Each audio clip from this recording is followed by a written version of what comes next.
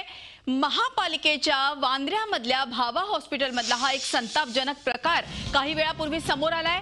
डॉक्टरच्या आडमुठेपणामुळे नवजात बालकाचा मृत्यू झालाय। मेहरुनिसा या महिलेला प्रसूती काळ सुरू झाल्यानं ते हॉस्पिटलमध्ये आली। ती 2 ते 3 तास हॉस्पिटलमध्ये बसून होती, पण डॉक्टरांनी तिला दाखल न करून घेता अक्षरशः घरी पाठवलं। ती महिला रिक्षातून घरी जाताना रिक्षातच निलंबित करावं या मागणीसाठी सर्व नगरसेवक एकवटले आहेत।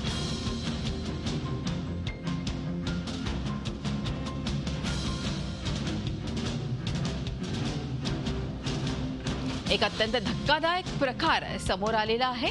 महिला रिक्षातून परततानाच तिची प्रसूती झालेली आहे।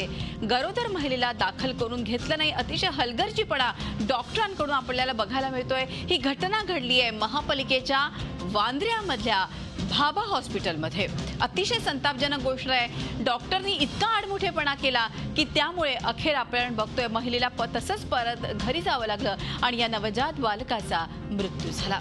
मेहरुनिसा या महिलेला प्रसूती काळ सुरू झाल्यानं ती हॉस्पिटलमध्ये आली। 2 ते 3 तास ती हॉस्पिटलमध्ये बसून होती, पण डॉक्टरांनी साधी दखल पण घेतली नाही आणि तिला घरी पाठवलं।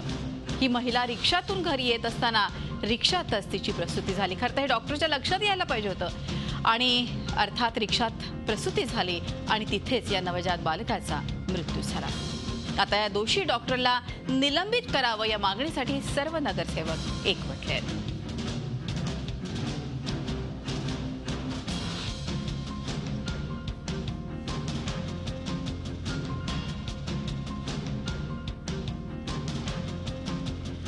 आपण बघतोय डॉक्टरच्या आडमुठेपणामुळे एका नवजात बालकाचा मृत्यू झालाय।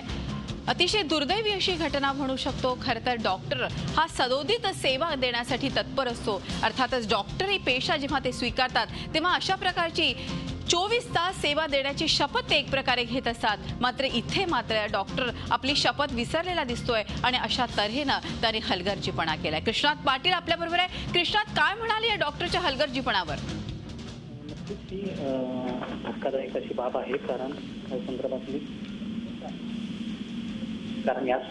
जी घटना आहे ती मंगळवारची आहे आणि या सुमारास 5 वाजण्याच्या सुमारास ही महिला जी आहे ती भाभा रुग्णालयामध्ये पोटात कळा येत असल्यामुळे दाखल झाली होती, परंतु त्या ठिकाणी 2-3 तास बसून देखील तिथल्या डॉक्टरांनी तिच्यावर उपचार केले नाहीत। त्यानंतर तिला तपासता असता तिला घरी जाण्यास सांगितलं, तर घरी जाताना तिची रिक्षामध्ये तिचं बाळपण झालं आणि रिक्षामध्ये त्या मुलाचा जो मृत्यू आहे तो झालेला दिसून येतो। 1 किलो 700 ग्रॅम वजनाचं हे मूल होतं आणि त्याचबरोबर चांगलं होतं, परंतु रिक्षामध्ये डिलिव्हरी झाली आणि त्यानंतर त्या ठिकाणी तात्काळ उपचार न मिळाल्यामुळं या मुलाचा जो मृत्यू आहे तो झाल्याचं दिसून येतंय।